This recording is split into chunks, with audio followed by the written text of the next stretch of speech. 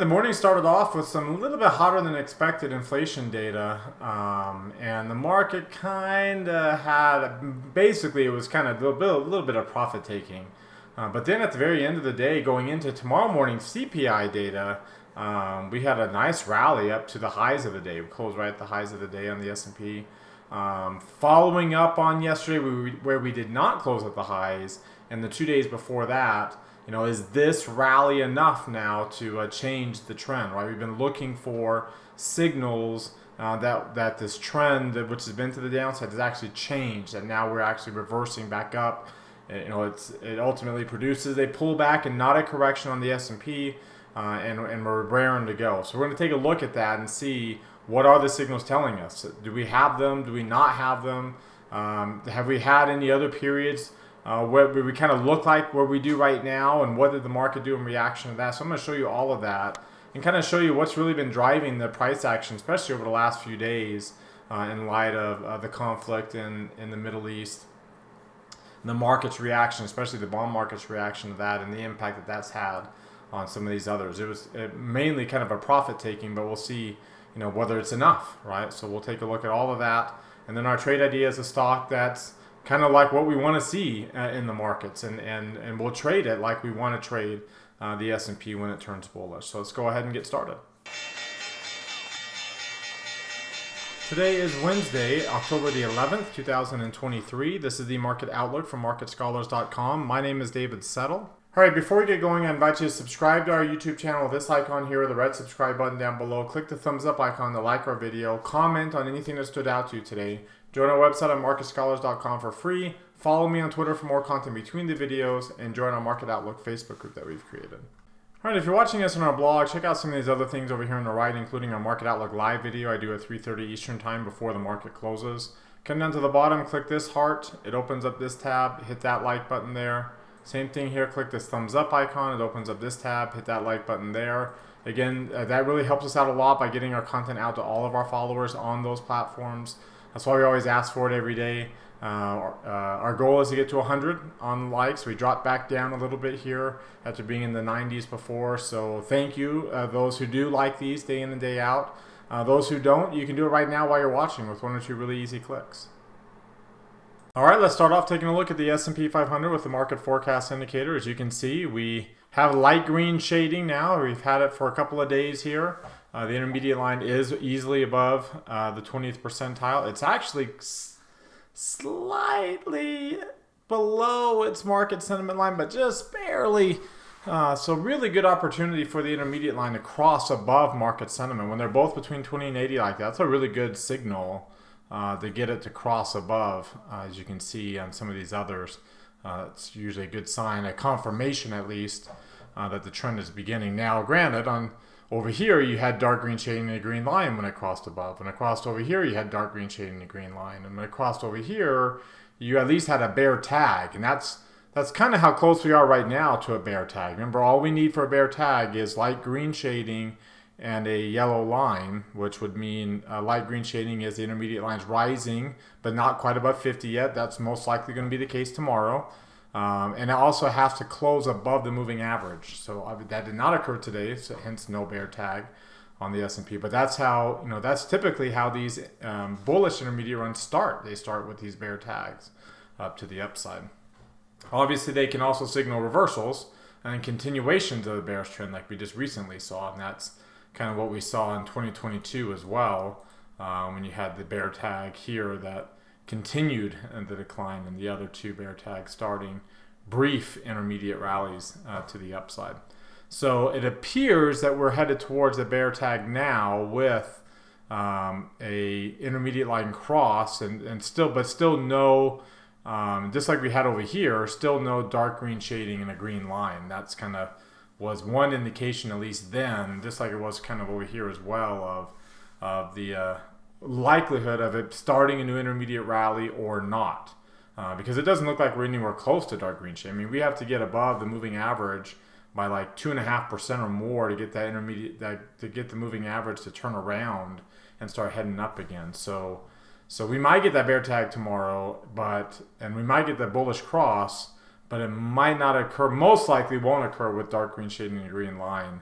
And so that's an issue, right? You like to get the bear tag, then you like to get the cross of the intermediate line, and it appears we might get both tomorrow if we, finish with what would be a fifth straight day to the upside. We've had 5 out of 6 days here to the upside, and this would be adding on to this 4-day streak. All right, if you take a look at the NASDAQ 100, it has produced that bear tag and produced, again, the bullish cross of the intermediate line above the market sentiment line. Of course, we do not have dark green shading the green line yet because we haven't crossed above 50, though that's going to happen tomorrow, most likely going to happen tomorrow. And then we have to get above the moving average by a lot more than just 1% to get the green line. It doesn't have to be too much more, as you can see over here. But you notice when it was not too much more, then we couldn't get going, right? We'd like to really kind of blow this out. We got good short-term sentiment. That's the kind of short-term sentiment you'd like to see. At one point in time, the near-term line for the S&P had fallen back out of the reversal zone. So the fact that we finished at the highs of the day and we stayed in the reversal zone is actually a really, really good sign, considering the momentum line falling down to bearish levels and avoiding falling into to oversold levels, into that oversold territory there. The Russell 2000, of course, did finish lower. Obviously finished at the high, near its highs of the days, but finished lower. Its near-term intermediate line, is also still below market sentiment, just barely. In this case, they're not, they're both between 20 and 80, but just barely. And your near-term line did just barely fall below 80, 79.98. So a little bit more bearish, and of course nowhere near the moving average. The Dow Jones Industrial Average, which has been kind of behaving more like the Russell 2000 here lately, finished higher, but again, you got this. And that's the nice thing about the momentum line being down here this low is, if we do pop back up, because it doesn't stay down at these levels very long, if this is as low as it gets and we do pop back up, then there's a good chance the near-term line stays bullish and stays in the reversal zone, and we can get a good move on the intermediate line higher, right? That's kind of what we want to see, and we're not close to a bear tag yet, and the last bear tag we got here failed miserably. Same on the Russell 2000. That's why I say they've been behaving very similar to each other. So they both fail. Of course, we didn't have a crossover on the intermediate above market sentiment, nor did we have ever dark green shading and a green line. And so that's kind of the idea there on the market forecast for these particular charts. Looking at the weekly chart, we do have, we're sitting here between the moving averages. We still haven't closed below the 40-week exponential. That's a good sign. That's not the case, remember, for the Russell. The Russell did close below it easily, and so did the Dow. The Dow is also easily below it. They are both kind of giving you some transition candles, at least some setups for some transition candles. The NASDAQ 100 actually did get a green arrow today, so it actually closed back above its 10-week. It got a transition candle last week, and now it's following through with more of a bullish candle. So it's kind of the more bullish end of things. The S&P is kind of in the middle, still doesn't have that green arrow yet, and the PPO is still not rising yet, versus the S&P or the Dow and the Russell, which are still relatively bearish. Let's take a look at the 3 green arrow chart. Remember how we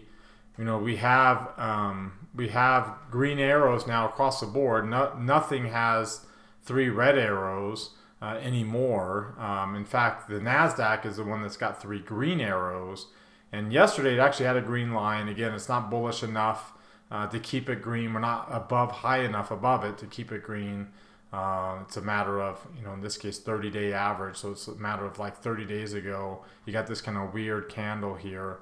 I don't know where it was exactly 30 days ago, but that's, the ups and downs from 30 days ago, and what falls off that rolling window is what impacts whether or not we go up or down there. But that's some strong momentum on the MACD. In fact, it's strong momentum across the board on the histogram. We just don't have those 3 green arrows yet on any of the other indexes. We're closest on the S&P 500. Looking at the 2-line version, I saw somebody talking about on Twitter today that the S&P is sitting between moving averages, and it is. It's sitting right there between the 250-day moving average. Remember, pullbacks typically get you to the 200-week moving average, or 200-day. Corrections get you through it and stay below it. As you can see here, if I were to go back to a 5-year chart on the daily chart. You can see corrections stay below the 200-day moving average, as you can see on all these other instances. Pullbacks just get you, as you can see here, towards the 200-day moving average, and that's so far what we've seen. But we haven't broken back up above the 30 and the 50. The S&P 500, or excuse me, the NASDAQ has. So the NASDAQ has closed back up above its 23% retracement of this intermediate rally that we've been correcting. So it has closed back above that and back above the 30 and 50-day moving averages. So really, really good sign for the Qs that we're not quite there on the S&P. You can see the S&P has not gotten back above that 23%, nor above those moving averages either. Of course, the Russell 2000, it's way down here. So you look at what it retraced more than 100% of this intermediate rally that we've been retracing, and again, it can't get above the 17-day. Much less trying to get above 30, and is easily below the 200. So I mean, it is in correction territory, along with the Dow Jones trying to get back up above here. This is the 5-year point of control, but it's also the daily point of control, 1 year, excuse me. You're getting right up to that 200-day. Now it's a matter of, are we going to get back up above it and get through it, or are we going to hit some resistance here, which is, again, what I would expect that we'll see. Looking at some of the other oscillators for the S&P. Again, we don't have a bullish, we have a bullish cross, but it's not really that bullish because we're not above 25 yet on the bullish indicator. We're not below 20 yet on the negative indicator. Looking at the RSI and the CCI, we're above 50, we're above 100, but, again, we need to be above 60 to really confirm this, and we haven't got that yet. So, and especially with the CCI down there, since we did get below minus 100, we have to get back above 0. To have at least some sign of things reversing. We haven't had that yet either. Looking at the the Ichimoku cloud, you can see we still don't have a 0 reading, right? On the NASDAQ 100, we did get a 0 reading yesterday. So we got zeros on both the trend quality and the noise balance down there, and we have slight reversal to the upside on the quality. But the S&P 500 did not get 0 readings. Now it's not, we're back down to kind of like intermediate trend strength, and we're at that blue line, but we still have it. We're still below the cloud. The cloud hasn't flipped to green. The rate of change is still negative, and we're still kind of at the blue line. So that's not a reversal sign. We're still easily negative on the Russell, big time correction mode, and again, no 0 level here because we're not anywhere near the blue line. So you can kind of see, as great as this bullish rally has been, for the most part, especially on the Russell, it was simply just as of right now, just an oversold bounce, and that's about it. Looking at the Bollinger Bands, we are in the upper half of the bandwidth. We are not in the upper quartile, though. You need to make that shift if we're going to get to a bullish trend, and we haven't made that shift yet. In fact, on this last failure, we got slightly above it into the upper quartile. You can see that we're losing some bearish momentum here, but the bands are still easily outside the Keltner channel. So again, as great as this looks, it's still nowhere near reversal. And then you can see the Russell 2000 still in the lower half, has not flipped to the upper half yet.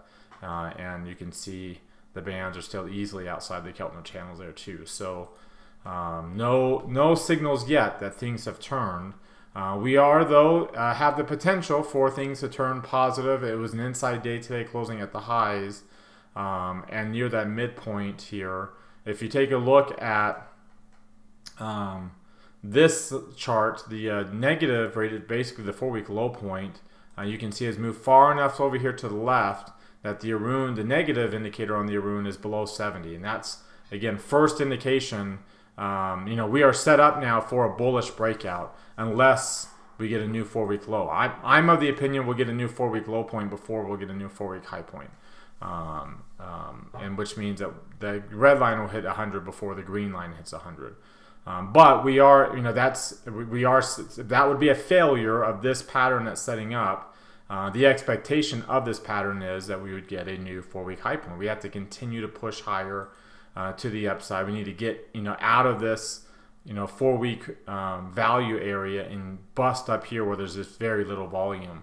Bust into this gap more than we have and really take off, and then start looking at this gap to fill up here, this runaway gap that started the whole, at least that second wave of bearishness to the downside. Of course, today's volume and trading range were not very big. The range was 3.4 million. Here, let's take a look at this chart here. The volume was 62 million, very, very low volume. I mean, the lowest volume, as you can see, going back all the way to September the 18th. So not the kind of volume you would like to see heading into a resistance, in this case the moving average being that resistance, and very, very small range. So again, suggesting that we're kind of running out of gas here. We still haven't had the washout. We didn't get up to 1.5% on this ADR to price. We haven't gotten any arrows in the volume, which is also indicative of a washout. We haven't got the VIX. Right, the VIX never did. It got above 20 briefly, didn't close above 20, didn't get above 100%. The VVIX stayed above 100 for like a minute before pulling back below 100. So we've hardly had a washout here on volatility. The VIX, as you can see on the moving average, relative to its average values, is back below the 8 and the 17.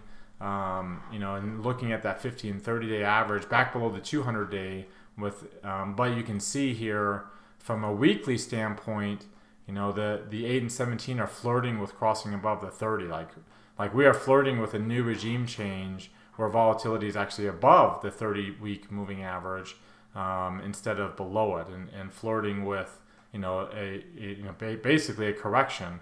And so that's what happens when VIX gets above the 200-week. Pullback is when it gets above the 200-day. And we've had that, and we've had a good, strong momentum move, but it wasn't a washout move.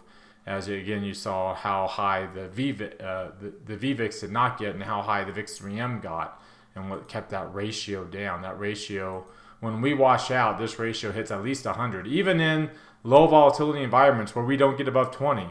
The VIX still gets above 100%. Relative to VIX 3M during the washout phases, and again, we've avoided that.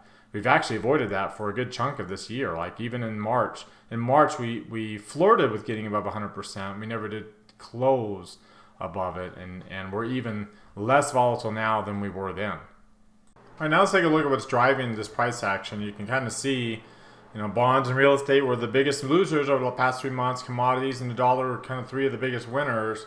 Equities had underperformed as a result.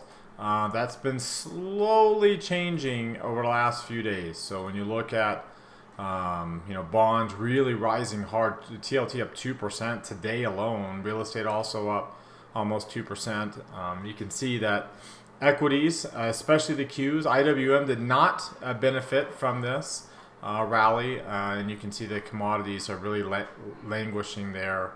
If I were to go back here over this week, right, really since the conflict began over the weekend, remember the bond market was closed on Monday, but TLT still traded, so TLT was up, 2%. It's now up 4% on the week.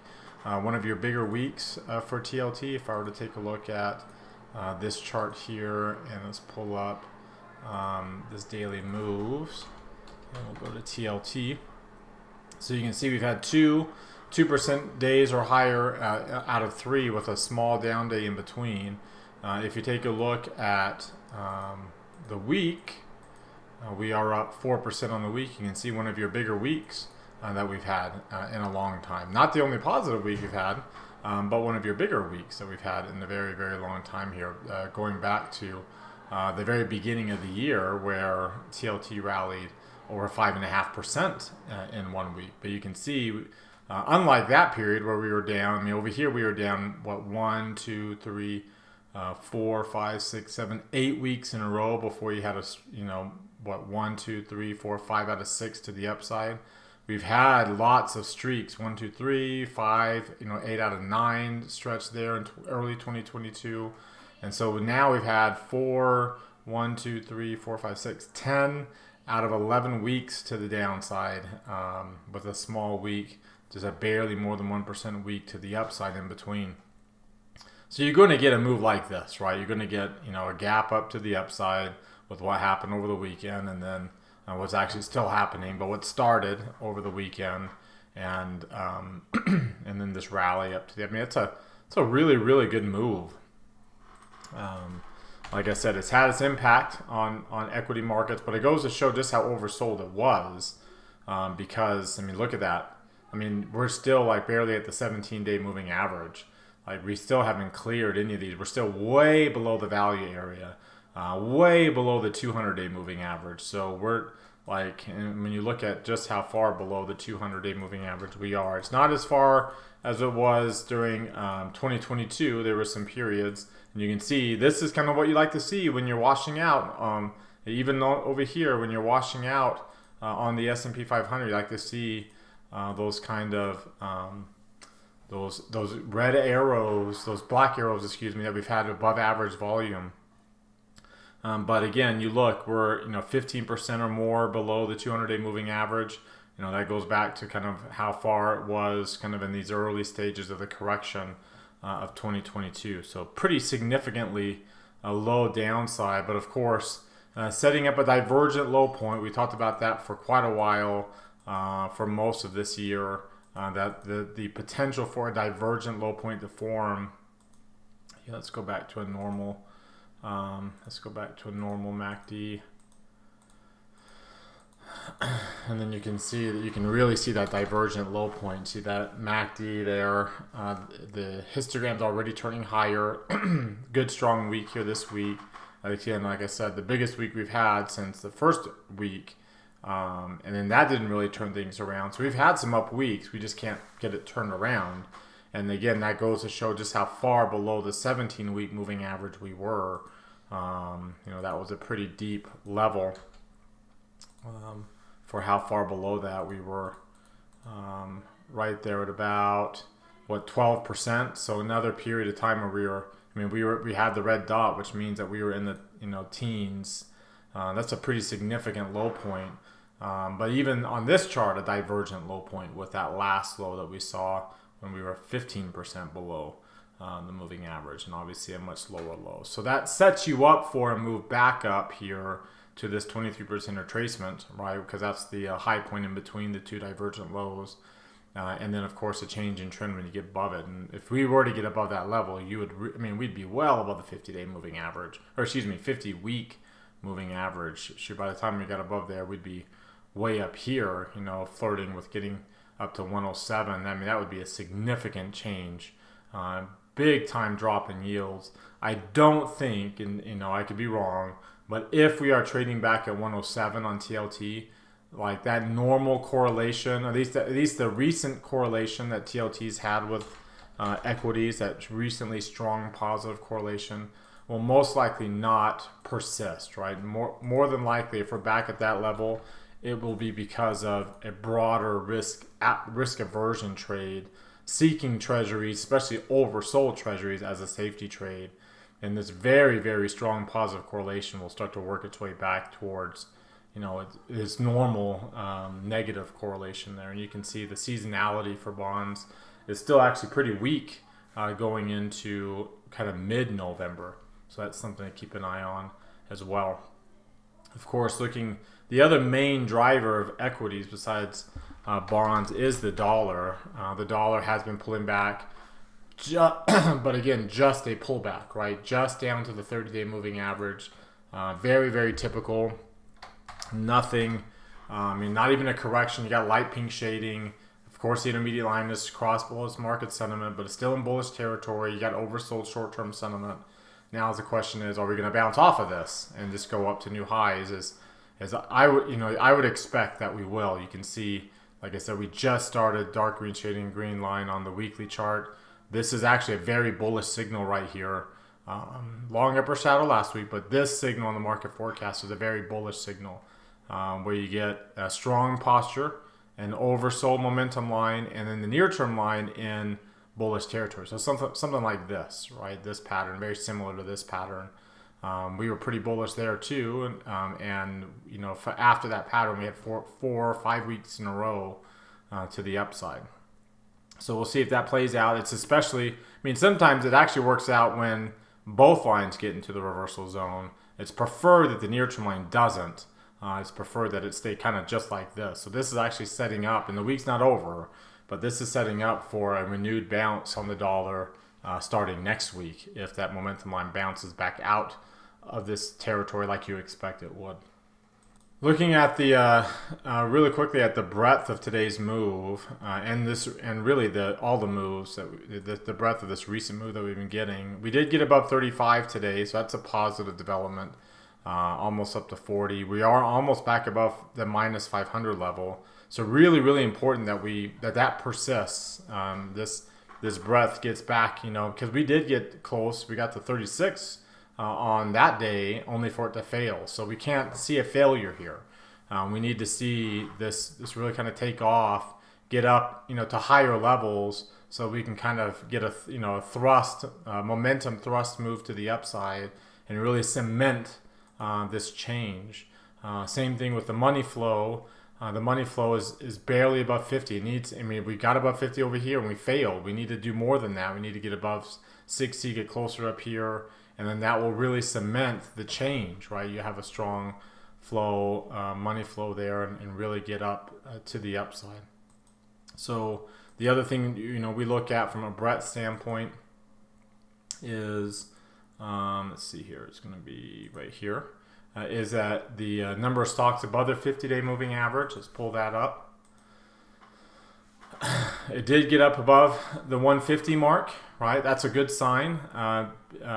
Yesterday they did fix the data point here. It looks like, again, we got through the moving average, but not really with a strong push up, to high levels here. And we're at this 161 level, again, very similar to what we saw in the last two failures above the moving average. This is a lot higher than the moving average, so that's something that's working in our favor. And it is a break above the 150 mark. So we need to build on that now and hold that break.